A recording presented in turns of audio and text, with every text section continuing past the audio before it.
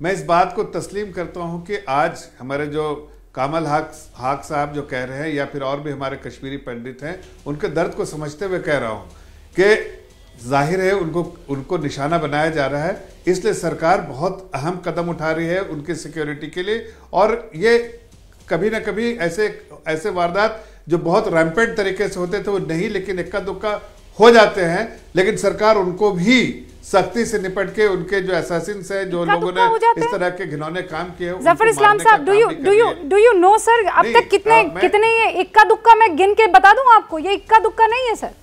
ये 12 मई से गिनना शुरू करूं मैं? 1 2 3 4 5 6 7 8 9 10 17 12 मई से शुरू कर रही हूँ। 10 इक्का दुक्का होते हैं सर। ड्रामेटाइज मत कीजिए। मैं it's not dramatising sir, it is not. आपकी बात समझ रहे, मैंने नहीं, आप पूरे आंकड़े को परिप्रेक्ष्य में देखिए ना। आप सिर्फ एक आंकड़े उठा के बोलिएगा तो सही नहीं। मैं तो खुद कह रहा हूं कि ये हमें भी तकलीफ दे रही होती जितने हमारे कश्मीरी भाई जो पंडित भाई बहनों को हो रही हो, उसी तरह से तकलीफ हमें भी है, और इसीलिए हम सख्ती से कदम उठा रहे हैं। लेकिन इस बात को आप बिल्कुल गलत नहीं ठहरा सकते कि ऑप्टिक्स है जो आप इस योग अगर कह रहे थे कामल हाक साहब, वो कह रहे तिरंगा, सिर्फ तिरंगा वो बात नहीं, वो एक उससे एक मैसेज आता है कि देश में अब वहां के लोग बदलते हैं। वहां के आप देखिए आम नागरिक से इस्लाम साहब, मैं उसके लिए दोबारा आपको कैपिटल लेटर्स में थैंक यू कह देती हूँ। तिरंगे मेरा ओपनिंग स्टेटमेंट आपने नहीं सुना कि हमें फक्र है कि आतंकवादियों के घर पर भी देश का वतन का तिरंगा लहरा रहा है, लेकिन जो कश्मीरी पंडितों को वहां से भगाने की साजिश चल रही है उस पर क्या किया जा रहा है, जवाब दीजिए ना। वो जैसा देखिए, सुनिए, वही तो जवाब दे रहा हूं। आप एक ही सवाल को दो अलग अलग तरीके से मैं कह रहा हूं, पूछूंगी मैं, क्योंकि मुझे जवाब नहीं मिल रहा है।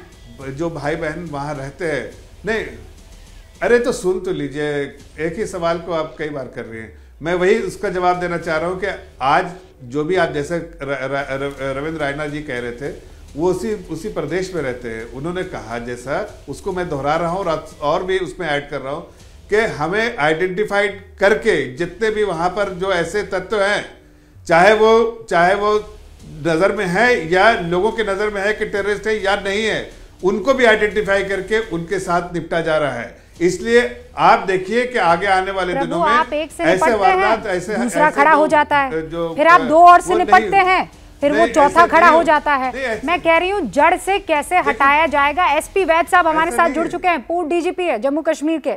वैद साहब, बहुत बहुत स्वागत है आपका। और याना मीर भी हमारे साथ जुड़ चुकी है। जफर साहब, please give me some time, इसलिए क्योंकि आपको बहुत टाइम अब तक मिला है। याना मीर कुछ कहना चाह रही है, वैद साहब फिर मैं आपके पास आऊंगी। याना।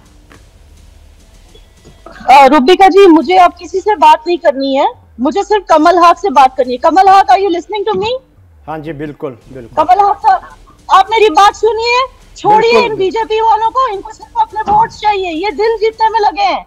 मर कौन रहा है? कश्मीरी मर रहा है, मेरे कश्मीरी पंडित भाई बहन मर रहे हैं, ठीक है ना। और कश्मीरी मुसलमान भी वो मर रहे हैं जो कश्मीरी पंडित भाई बहनों के साथ खड़े हैं, ठीक है ना। ये लड़ाई हमारी है, कोई यूनाइटेड नेशंस नहीं आने वाला हमें बचाने के लिए। आप एक चीज याद रखिए, वो चाहे यूनाइटेड नेशंस हो, चाहे बीजेपी हो, चाहे कोई भी पार्टी हो, सब अपनी लड़ाई लड़ रहे हैं, अपनी वोट्स की लड़ाई, अपने ग्लोबल। अच्छा, यूनाइटेड नेशंस क्यों हमें सपोर्ट करेगा जब राना अयूब जैसे लोग जाकर वहां पे न्यूयॉर्क टाइम्स और वॉशिंगटन पोस्ट में क्या क्या बोलते हैं इंडिया के खिलाफ?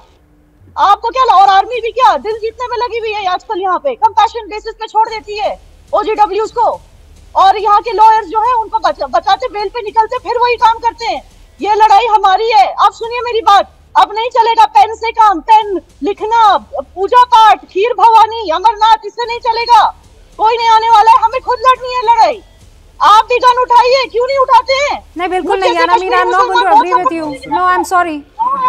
नहीं, I am sorry Yana Mir, नहीं, बिल्कुल नहीं, ना बिल्कुल, no no no no, I am going to totally disagree with you. नहीं, हालात खराब हो जाएंगे याना मीर, आप इमोशनल हो रही हैं और इमोशंस पर लड़ाई नहीं जीती जाती है। मैं आपको ये प्लेटफॉर्म नहीं दूंगी, कतई नहीं दूंगी। कश्मीरी पंडितों को उस राह पर जाने की जरूरत नहीं है जहां पर आतंकवादी पहुंचे हैं। नहीं, मैं फिर कह रही हूँ, नहीं उठाएंगे, नहीं उठाएंगे। इतने बेवकूफ नहीं है वो, इतने जाहिल नहीं है वो। And I will not give you this platform Yana Mir. I love you from the bottom of my heart, but I will not let you do this. मैं आपको नहीं करने दूंगी ये, नहीं बिल्कुल नहीं करने दूंगी। ना ना ना ना नहीं, इसका मतलब ये नहीं है कि आप बंदूक हाथ में उठा देंगे। इसका मतलब ये नहीं है कि आप भी आतंकवाद बन जाए, आतंकवाद को अपने आगोश में ले लेंगे, बिल्कुल नहीं। सॉरी यानामीन, सॉरी। मुझे लगता है आपको काम डाउन होने की जरूरत है, मुझे लगता है इस पर थोड़ा सोच विचार करने की जरूरत है और फिर हम बात करेंगे।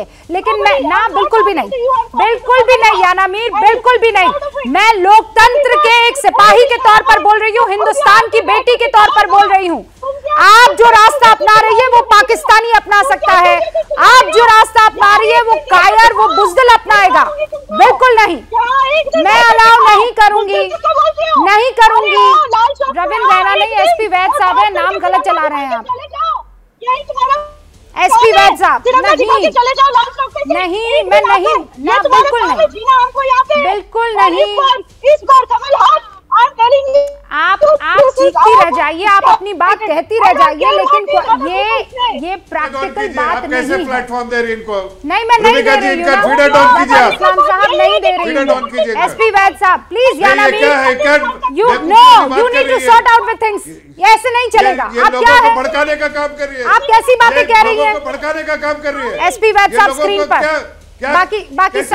बाकी सब एक सेकंड के लिए रुक जाए। एसपी वैद साहब, that I am really sorry. यानामीर अक्सर बहुत समझदारी की बातें करती हैं, लेकिन आज जो उन्होंने स्टैंड लिया है, मैं उस स्टैंड को बुज़दिली वाला स्टैंड कहती हूँ। Sir, I am coming back to the topic, और आज का सवाल ये है कि ये हर बार अपना जो पैटर्न और मॉडस ऑपरेंडी आतंकी बदलते हैं, एक बार फिर से 1990 को रिवाइव करने की कोशिश हो रही है। इसका हल क्या है वैद साहब?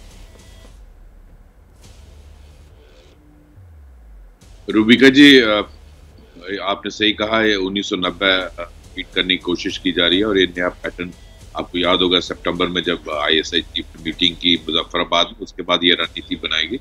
मैं समझता हूँ हमारी जो स्कीम है प्रोटेक्शन की कश्मीरी पंडितों को, उसमें कुछ कमियां हैं। मेरी इंफॉर्मेशन के मुताबिक इसी परिवार पर कुछ महीने पहले अटैक हुआ था, एक आदमी टांग में गोली लगी थी। कितना इसमें यू डोंट नीड वेरी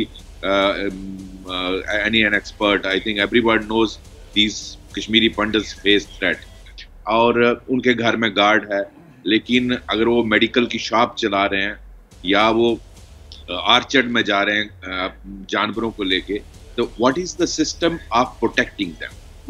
क्या वहाँ LRP भेजी गई, क्या वहाँ डिप्लॉयमेंट होती है? ये सारी चीजें इसमें मैं समझता हूँ एक होलिस्टिक प्रोटेक्शन का मैकेनिज्म होना चाहिए। हमें इस तरह से अलाउ नहीं करना चाहिए कश्मीरी पंडितों को बार बार टारगेट होते हुए। आपने देखा जब राहुल भट्ट का हुआ, मैंने कहा ये लास्ट डेथ होनी चाहिए। इसका मतलब है हमारी या तो हमारी प्रोटेक्शन स्कीम में कमियां हैं और जिसका ये फायदा लेते हैं, और हमको इसमें अकाउंटेबिलिटी फिक्स करनी पड़ेगी डिस्ट्रिक्ट एडमिनिस्ट्रेशन की। ये अगर कोई किलिंग हुई, you will be held responsible, including वहाँ के जो कमांडिंग ऑफिसर्स हैं, चाहे वो सिक्योरिटी फोर्सेस के हों या दूसरी फोर्सेस आर्मी के हों। तो ये होना चाहिए, और क्लियर डायरेक्शन होनी चाहिए लेफ्टिनेंट गवर्नर साहब से कि आपका अकाउंटेबिलिटी किया जाएगा। I do not want any more killing of Kashmiri Pandit. तो इसमें कुछ फ्लॉज हैं जिसका फायदा टेररिस्ट उठाते हैं। आपने देखा आज कैसे टारगेट किया गया। अगर इसके घर में गार्ड थी, अगर इसको बाहर जाना है तो व्हाट वाज द मैकेनिज्म साथ जाने का? क्या PSO साथ गए? बिना PSO कैसे गए? अगर गए वो मेडिकल शॉप एक शुपैया जैसे सेंसिटिव डिस्ट्रिक्ट में साउथ कश्मीर के एक मेडिकल शॉप चलाता है, तो एडमिनिस्ट्रेशन का क्या मैकेनिज्म है उसको प्रोटेक्ट करने का? मैं समझता हूँ इसको एक रिव्यू करने की जरूरत है ताकि ऐसा और किलिंग ना हो। इस पे कोई प्रेस्टिज इशू नहीं गवर्नमेंट को बनाना चाहिए। अगर कश्मीरी पंडितों को हम नहीं बचा सकते तो उनको बेहतर है कश्मीर से जम्मू ले आना, but no more killing of Kashmiri Pandit, ये मेरा मानना है। मतलब ये फुल स्टॉप लग जाना चाहिए। जफर इस्लाम साहब, इस चीज का नोट तो लेना ही होगा ना?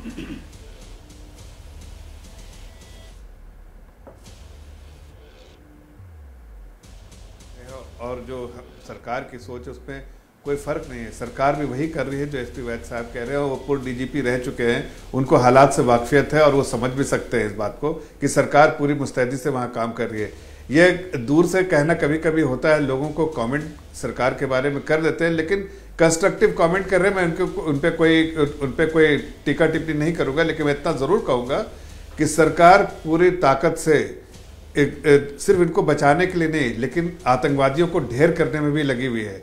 और ये बात सही है कि जो एक दिन में सारे आतंकवादी मारे नहीं जा सकते हैं, लेकिन चुन चुन के उनको मारा जा रहा है। और जो आप बोल रहे हैं कि पूरे तौर से जड़ से उखाड़ के फेंकने वाली बात, वो बिल्कुल साफ दिखती है कि it's a matter of time सारे आतंकवादी मार दिए जाएंगे, इसलिए कि बाकी लोग जो देशभक्त है, और जैसा रविंद्र रैना जी भी कह रहे थे कि चंद मुट्ठी के लोग हैं। मैं किसी और से नहीं, मैं कश्मीरी पंडित और वहां रह रहे कश्मीरी से ही पूछूंगी कि बस क्या कुछ वक्त की बात है और उसके बाद हालात दुरुस्त हो जाएंगे।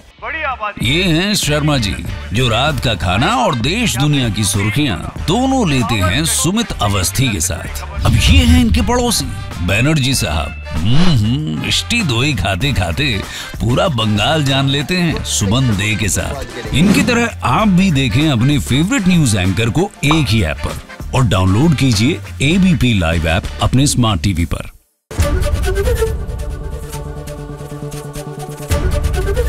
एबीपी न्यूज आपको रखे आगे।